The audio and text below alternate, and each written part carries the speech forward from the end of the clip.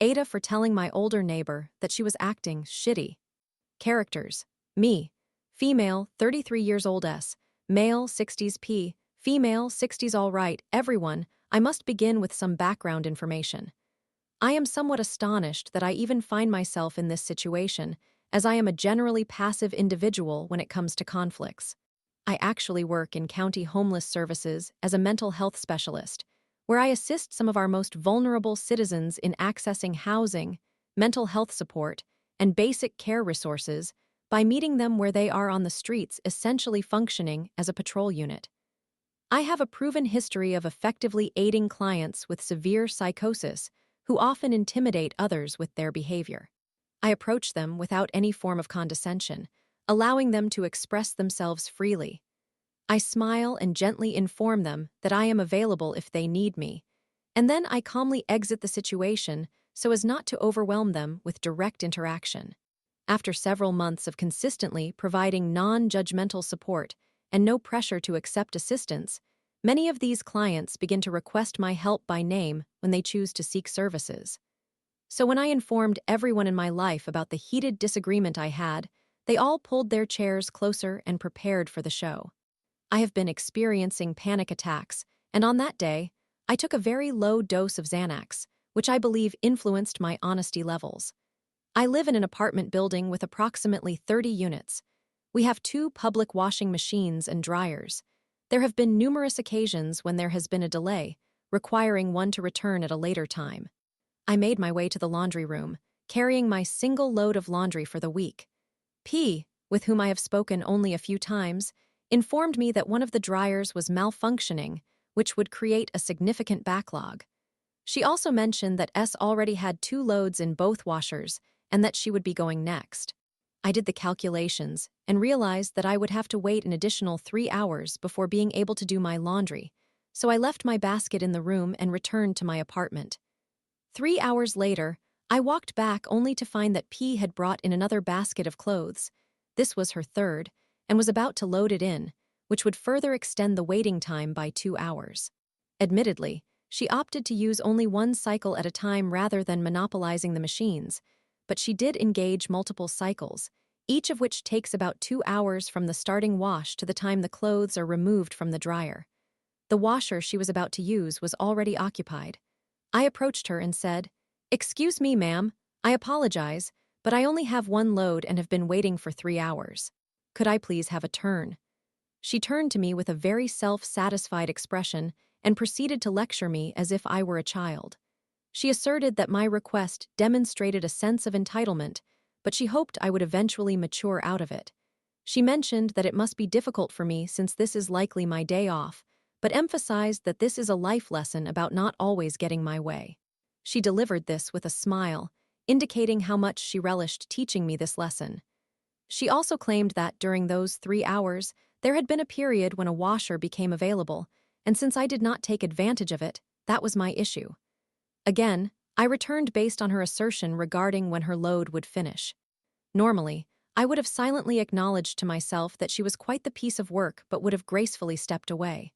However, my inhibitions were lowered after taking the Xanax, and I looked at her in disbelief and exclaimed, "Wow, that's really inconsiderate of you." She immediately demanded an apology, stating that she was my elder and deserved my respect. I replied, "So just because you're older, you think I have to defer to you?" I am sure my expression conveyed that I found her utterly ridiculous. This only escalated her anger, and she accused me of being entitled, selfish, immature, and believing I was superior to everyone else. When I continued to look at her, unfazed, she added, "I am your elder and a woman of great integrity." At this point, I couldn't help but laugh. She then proceeded to take 3 pictures of me as evidence that I was harassing her. I even waved for the 3rd shot. She announced that she would be sending these images to management and that I would face consequences. I simply replied, "Sounds good." She appeared to freeze momentarily, then stormed to the apartment right next to the laundry room where S resides. She confronted him, demanding that he intervene as I was allegedly harassing her. He looked quite stunned. We had previously spoken while doing laundry together. After she finally paused to catch her breath, I interjected and said, "She is on her 3rd load, and I merely asked if I could have a turn since it has been 3 hours. She flatly denied my request, and I told her that her behavior was inappropriate. There you are, now you're filled in. S attempted to calm P down, while also gently suggesting that she was in the wrong. P insisted that he was mistaken and continued ranting about what a terrible person I was and how wonderful she believed herself to be. At one point, she claimed that I had been threatening her. S looked thoroughly exhausted. I eventually said, "Ma'am, I just wanted to inform you that I am a county mental health specialist. I work with the most severely mentally ill individuals in our county, and I want to express my gratitude for the valuable experience you've provided me today."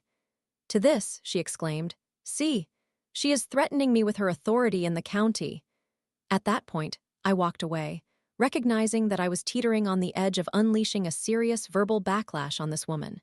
I returned to my apartment, contacted management to get ahead of the situation, and took a moment to breathe. Clearly, she was unpleasant, but I didn't want this interaction to conclude with me being ungraceful.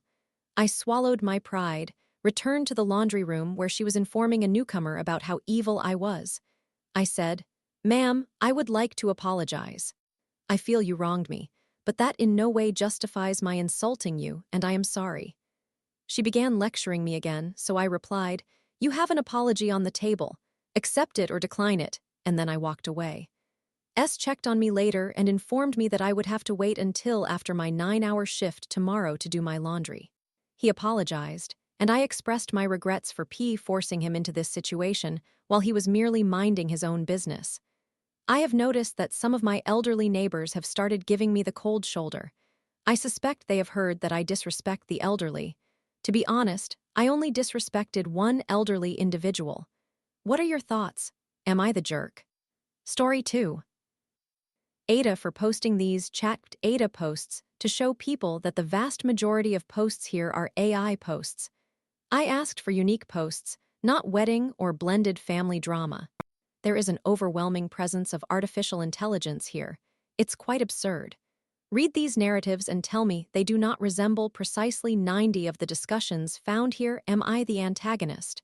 Peruse a few, and you will begin to notice the distinct patterns of AI writing. Story 1. Am I the antagonist for refusing to give my brother our father's old workbench? To provide some context, my father was a carpenter, and when he passed away a few years back, I inherited his old workbench. It isn't extravagant, merely a sturdy, well-used bench imbued with history manifested in its chipped surfaces, measurements etched into the wood, and small notes he left for himself. I do not engage in woodworking myself, but I held onto it because it serves as a reminder of him. I even refinished it to function as a desk in my home office. Recently, my younger brother, 27 years old, male, expressed a desire to explore woodworking as a pastime. He requested my father's workbench, stating it would mean a great deal to him and that our father would have wanted it to be utilized. I declined, explaining that I have cherished it for years and that it holds significance for me in my own way. He became upset and accused me of being selfish, claiming that I do not even use it for its intended purpose and that I should allow it to go to someone who would truly appreciate it. The rest of the family is divided. Some assert that it belongs to me and that I am entitled to do as I wish with it, while others believe I should let my brother have it because he would honor our father's memory by actually using it. My mother even remarked, "You merely use it to rest your laptop upon. It's not the same." I understand my brother's desire for a connection to our father, but I share that same longing. Just because I am not using it to saw wood does not diminish its importance to me.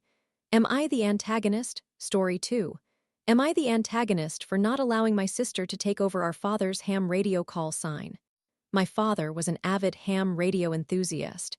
He maintained the same call sign for over 40 years, and upon his passing last year, I, 34 years old, male, decided to apply for it through the FCC Vanity Call Sign program.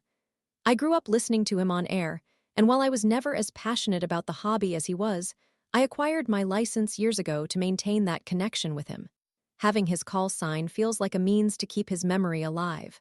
Enter my sister, 31 years old, female. She had never shown interest in ham radio before, but a few months ago, she decided she wanted to obtain her license. She assumed she would inherit our father's call sign, and when she discovered that I had already applied and received it, she was outraged. She claimed I should have consulted her about whether she wanted it, that I hardly use it, and that she deserves it more as she is genuinely getting involved in the hobby because of our father. I informed her that if she truly cared about ham radio, she could acquire her own call sign and create her own meaningful connection. Yet, she insists that our father's call sign should remain within the family and be actively used, instead of being hoarded for sentimental reasons. Some relatives support her view, arguing that I should relinquish it since I am not frequently on air. However, for me, this matter transcends airtime. It involves preserving a fragment of our father's legacy. Am I the antagonist for not surrendering the call sign? Story 3. Am I the antagonist for refusing to relinquish the family landline number? My family has maintained the same landline number for over 40 years. It served as the main contact number at my parents' home during my upbringing, and after their passing, I, 36 years old, male, retained it. I transferred the number to my VoIP service, primarily for sentimental reasons. It was the number listed on all my childhood emergency contact forms, the one my grandparents used to dial, and honestly, it simply feels intertwined with our family's history. My younger brother, 33 years old, male, recently purchased a house and inquired about taking over the number, arguing that it should stay with the family home. He believes it is more logical for a household to possess it rather than me, as I merely have it routed to my cell phone. I told him no. As for me, it is not simply about the physical house, it represents continuity. I still receive occasional calls from old family friends who do not have my cell number, and to be frank, I enjoy having it. He became quite upset, accusing me of being selfish and digitally squatting on our family number merely for sentimental reasons. Some family members think I should let it go so that the number can continue to exist in an actual home, while others argue that it is just a phone number and my brother is being unreasonable. Am I the antagonist? Story 4. Am I the antagonist for refusing to part with our father's old police badge? My father served as a police officer for more than 30 years, and when he passed away, his old badge was among the few personal keepsakes he retained after retiring. It is framed, showcasing his nameplate and department insignia. Upon his death, my mother entrusted it to me, 38 years old, male, because I was the one who always admired his work, accompanied him on ride-alongs, and even contemplated a career in law enforcement at one point, though I ultimately chose a different path. It is one of my most cherished possessions. Conversely, my younger brother, 35 years old, male, had a markedly different relationship with our father. He was the rebellious sibling constantly causing trouble, had several run-ins with the law, and was the reason our father had to intervene to keep things off his record. Their relationship was strained for many years, but recently, my brother has attempted to reconnect with our father's memory now that he has passed. A few weeks ago, he requested the badge. He asserts that he wants it as a reminder of how much our father cared for him, despite their differences, and that it would help him remain on the right path. I told him I understood his request, but this badge is one of the few remnants of our father's life that I possess, and it holds personal significance for me. I proposed creating a high-quality replica for him, but he stated that it would not hold the same meaning. Now, he is calling me selfish, claiming I have no need for the badge as I was already close to our father, and that he deserves an opportunity to forge a connection as well. Some family members believe I should give it to him to aid in his healing, while others agree that he has not truly earned this keepsake. Am I the antagonist for refusing to give him the badge? Story 3. I have a very bad porn addiction, and I want to fix it. As the title indicates, I have a significant pornography addiction issue. It all began when I was around 12 or 13 years old. My school friends started discussing masturbation, and I became curious. At that age, I remember already feeling attraction toward women, so I figured I would eventually try it. I did, and it was incredible. I orgasmed so intensely that even when no semen was released, due to being prepubescent, I suddenly felt a strong urge to urinate. Then, I entered high school and heard all those rumors about how excessive masturbation was harmful, prompting me to stop. Later, we had one of those sexual education sessions, and they handed out a flyer stating that masturbation did not cause any issues, so I resumed the practice with even more fervor. From the age of 13 to around 19, my routine involved masturbating at least once daily, occasionally more. Initially, I viewed nude photo shoots or making of videos from magazines like Playboy because I was somewhat repulsed by vaginas, which was amusing. Eventually, I developed an attraction to vaginas and sex, so I began watching pornography, starting with very tame, softcore content. But over time, I found it completely normal to watch more explicit material.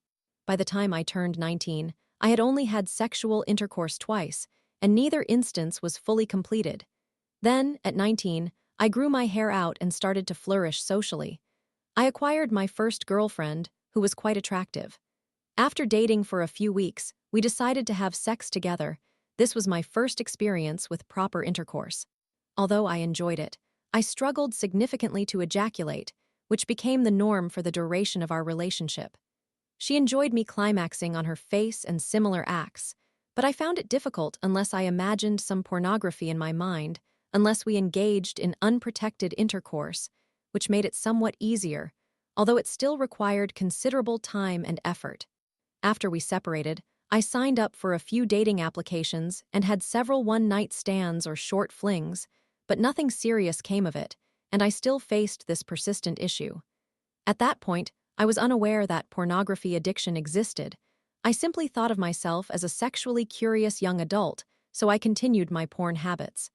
In 2022, I relocated to a different country in Europe. Upon moving to my current country, I kept my dating app profiles active and met a couple of girls occasionally, but I did not end up having intercourse with most of them. When 2023 arrived, I decided to travel to another European country. By then, I had developed what I refer to as the Tinder method. I would purchase Tinder Gold for a month and change my location to a city I wanted to visit, talk to girls in that city until one of them offered me a place to stay, thus providing me with a guide and potential sexual partner without the expense of a hotel. I did this for approximately 6 months and succeeded 3 times. During the third occasion, I met my second girlfriend. While our relationship was not perfect, one excellent aspect was that both of us were extremely sexually active. She deviated a bit from what I had thought was my type, but I discovered what I now consider my type, heavily tattooed. Despite the sexual chemistry between us, I continued to face the same dilemma. About 95% of the time, we engaged in unprotected intercourse, which allowed me to maintain an erection without difficulty. But I still took an excessive amount of time to ejaculate, and I needed to think about pornography to achieve this. We broke up after 6 months, and that was the end of that. At the beginning of 2024, about a month after our separation, some friends and I chose to attend a kink party in our city. None of us were particularly enthusiastic about such events, but it happened to coincide with our favorite club's hosting weekend. And since our group is quite LGBTQ-friendly, we decided to give it a try. Upon attending, I encountered the most stunning woman I have ever seen.